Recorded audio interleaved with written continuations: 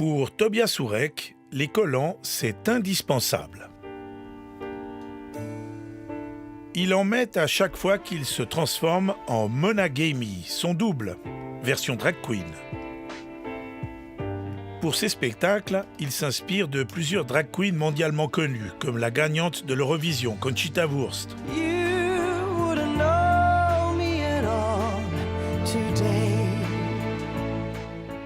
Mary et Gordy, RuPaul ou Sacha Velour.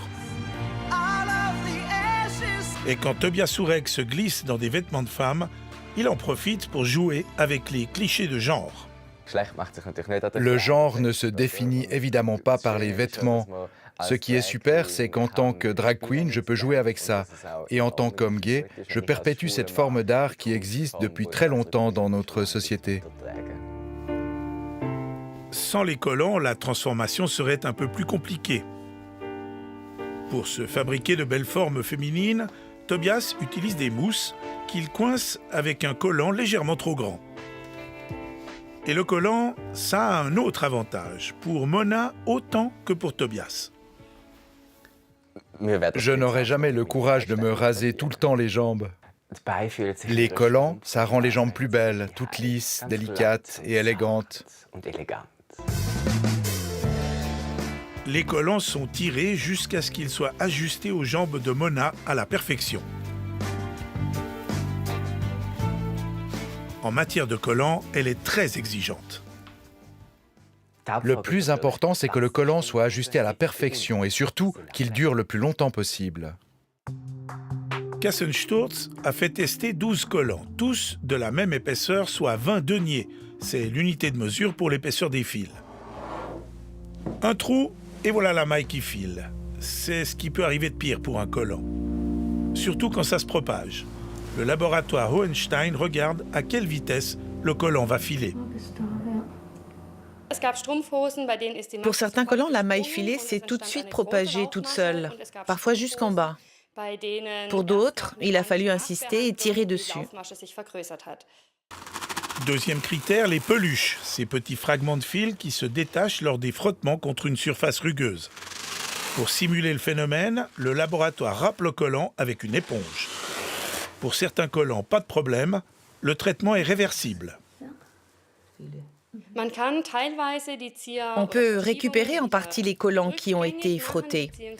Et à la fin, on ne verra plus qu'un léger décalage. Il suffit de passer la main sur le collant et de remettre les fils en place. Troisième critère, la coupe, essentielle à la fois pour le bien-être et pour l'apparence. Sur ce collant, la ceinture est au bon endroit.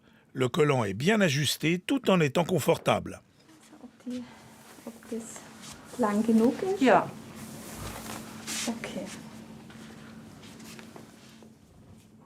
Pour ce collant, par contre, la ceinture est beaucoup trop haute, il glisse et c'est désagréable.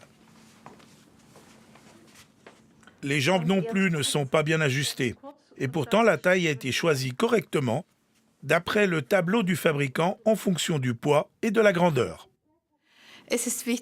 Quand on regarde le tableau, c'est très important d'être le plus objectif possible et honnête avec soi-même. Il faut indiquer la bonne grandeur et surtout le bon poids. C'est essentiel pour avoir un collant adapté.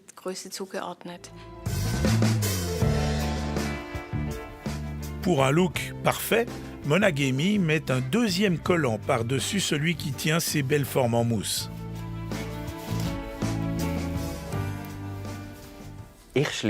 J'enfile d'abord la main dans le collant, je le tire et ensuite je mets le pied dedans.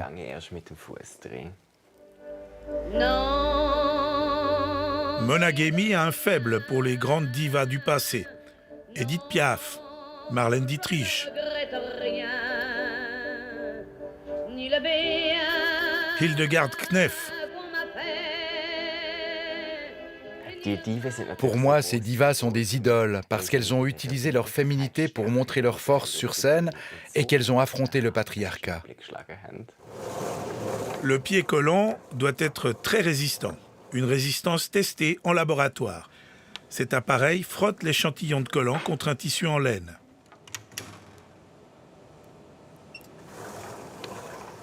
Les collants les plus faibles résistent à 3000 tours, les plus solides à 30 000.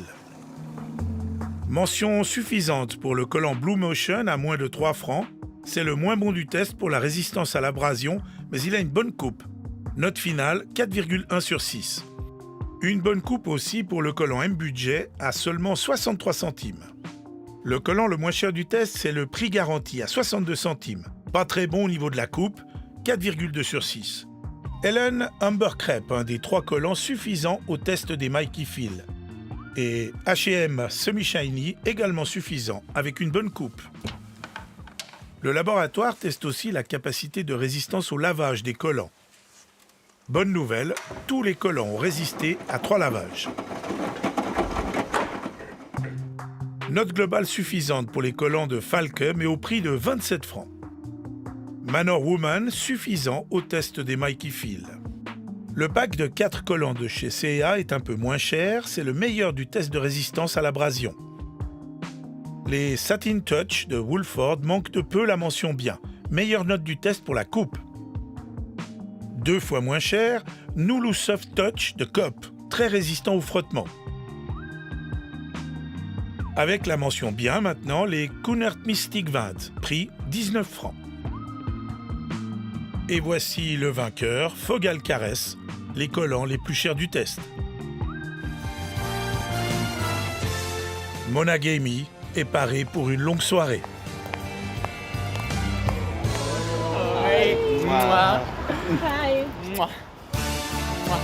Quant à ses amies, certaines ont carrément renoncé au collant.